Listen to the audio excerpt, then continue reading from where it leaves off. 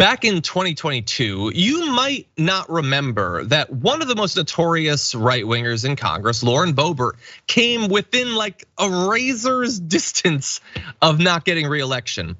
She won her seat by 546 votes over Democrat Adam Frisch.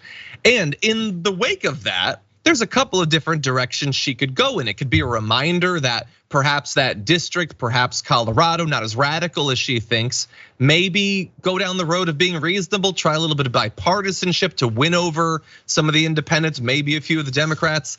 That is not the direction that she has gone in, and it could prove catastrophic for her in 2024. You might recall some of her recent moves. Back in January, she and Matt Gaetz nearly got Kevin McCarthy not sworn in as speaker. She missed the biggest vote of the year, a vote to raise the debt ceiling that she had opposed. And up until like last week, she is still coming up with new lies and explanations as to why she missed that vote. Last month, she infuriated members of the GOP and her colleagues by trying to force a floor vote on impeaching Joe Biden over the border. That is the thing that got her called multiple times by Marjorie Greene a little bitch. A feud that she's continued with Marjorie Greene ever since then. And she's trying to hold up government funding bills, raises to members of the armed forces. Basically a lot of stuff that doesn't seem like it's gonna be super popular with her constituents. And according to Republicans, they don't understand why she's doing this either. Dick Wadhams, former chairman of the Colorado Republican Party for 4 years, said a lot of Republicans have been bewildered by her.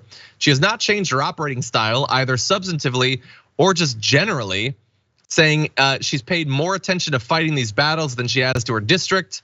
One House GOP lawmaker said her ass needs to get home to go campaign, cut ribbons, go to bar mitzvahs, and take credit for stuff she had absolutely nothing to do with. But that's not really what she's doing. What do you think, Michael? Think we can take her down in 2024? I think there are not a lot of bar mitzvahs to go to in the town of Rifle, Colorado, where she's from. Maybe not. But yeah, I mean, I think that Frisch will probably beat her. I think that her even, the differences between what Greene and Boebert represent is that Greene is typical of the people in her community and the people that vote and believe the way that they do in Rome, Georgia, and the environs there, as opposed to Boebert, who is really not emblematic of a Colorado Republican, and certainly maybe in that district there's a little bit more. They're more like her, but she's not playing to her minions there, so she has to be super careful, which is what I think that lat person said. So, yeah. Well, and look, it was within 546 votes without much of an investment from national Democrats. I imagine this is one of the races that they're going to target because they desperately need to make up that just 5-seat margin, which they also have George Santos, probably not going to get reelected. Like I would pour a couple $1 million into this easy. So it would be great to replace New York and California, and it's almost a foregone conclusion with what's going to happen in New York. But again, we can't conclude in a foregone way. But you're talking about George Santos?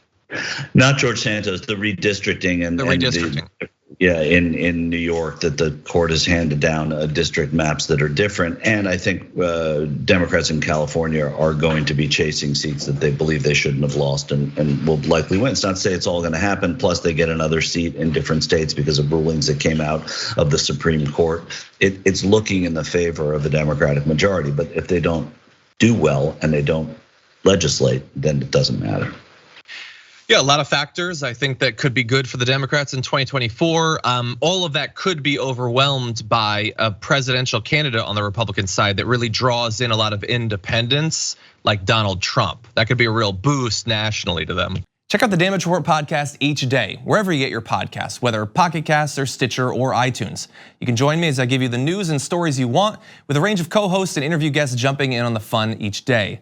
Again, that's the Damage Report, wherever you get your podcasts. And if you get them at iTunes, don't forget to rate and review. Sometimes I'll read them live on the show.